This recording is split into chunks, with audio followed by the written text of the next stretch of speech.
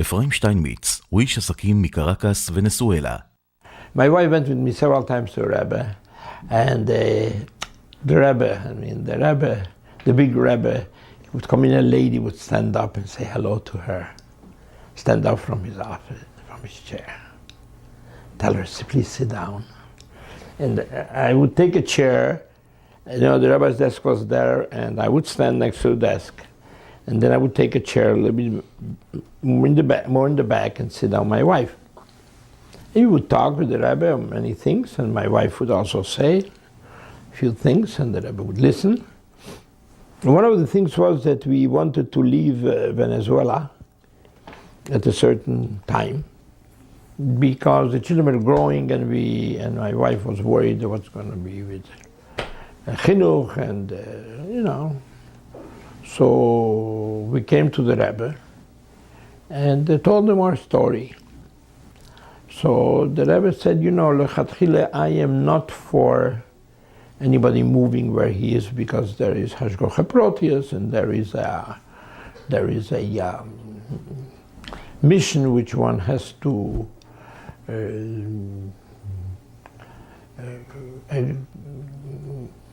fulfill in the country he lives. And said, your husband is doing what he has to do, but if you want to try, you could.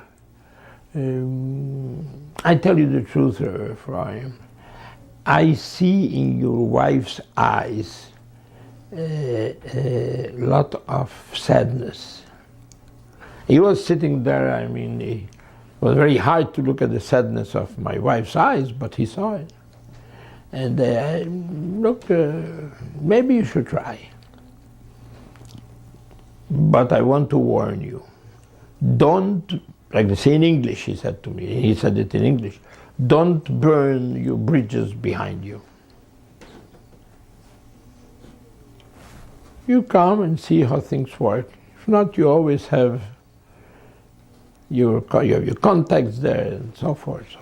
But he told us a very interesting story which no chosed ever heard, and I told it to even Rabbi Groner or Chadakov, I think, and he told us, to my wife and me in that occasion, that he was a little boy, about 7 he thinks he was. He smiled. My father told my mother that, Mendele can't stay here anymore because he can't learn anything here. So we have to send him to another place where he can learn. He said.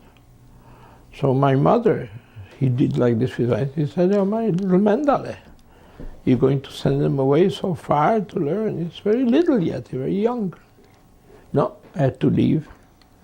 So I remember I stayed in a place, and in the morning I would get up about 4:30, dawn, and have a little lantern. He did like this, like a little lantern, it's a light there, little lantern, and